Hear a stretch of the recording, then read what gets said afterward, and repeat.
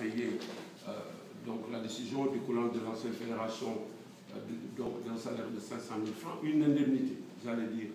à Mame Jojo, ce que nous avons commencé à faire. La deuxième chose, c'est que nous devions, après qu'elle ait été opérée, donc avec succès, je dois le dire, par une clinique italienne, une opération qui lui reste a coûté environ 3 900 000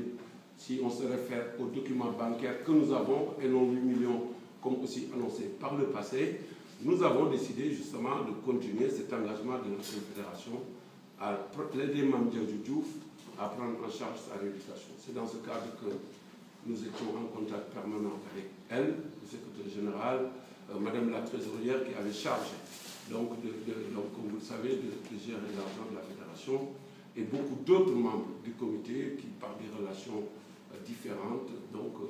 la connaissent et l'apprécient très bien. Et c'est dans ce cadre aussi que nous avons fait des démarches au niveau national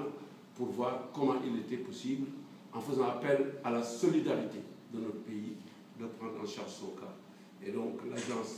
la délégation générale à la solidarité s'est manifestée et donc avait mis à notre disposition donc une somme devant permettre de gérer justement les frais de rééducation qui s'élevaient, selon Mame Jojo, à 5 000 €, dont évidemment nous avons reçu un premier devis. Et au moment de procéder au transfert de cet argent, qui, je le rappelle, découle du budget de l'État via la délégation générale au management public et qui donc répond à des critères et des impératifs de comptabilité publique, puisque l'objectif de chaque rubrique qui est mise sur le budget national, chaque rubrique donc, de budget a un objectif très précis. L'objectif de cet élément était de payer à la clinique donc, les frais de rééducation, puisque la nation, quand elle dépense, quand elle prend en charge des dépenses, elle doit avoir les traces et effectivement de la destination. Et c'est dans ce cadre que nous avons demandé, comme il se doit, à Mame Jojo, donc de nous produire les informations relatives au paiement. C'est-à-dire d'abord une facture définitive de la clinique prouvant effectivement que les soins seront faits, parce que c'est un élément de paiement, mais aussi et surtout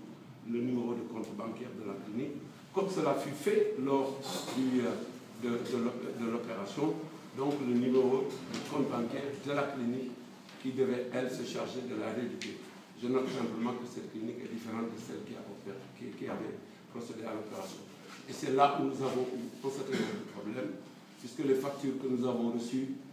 contrôlées, vérifiées par les responsables que nous avons au sein du CNBS. Que le CNBS est composé d'hommes et de femmes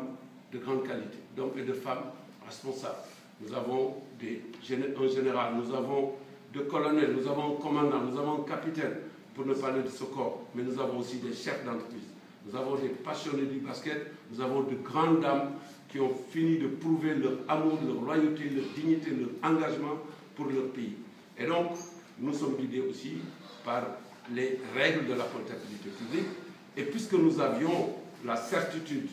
après que nos équipes compétentes aient jugé, et que nous ayons procédé, suite à ces doutes-là, aux vérifications sur place en Italie, au niveau de la clinique, que ces informations n'étaient pas bonnes, que la facture était manifestement falsifiée, et que aussi le numéro de compte que nous avions reçu n'était pas le numéro de compte de la clinique, mais d'une personne physique de nationalité sénégalaise, nous avons informé les autorités concernées et nous avons décidé ici, en réunion, de surseoir au paiement de cet argent. Évidemment, le cas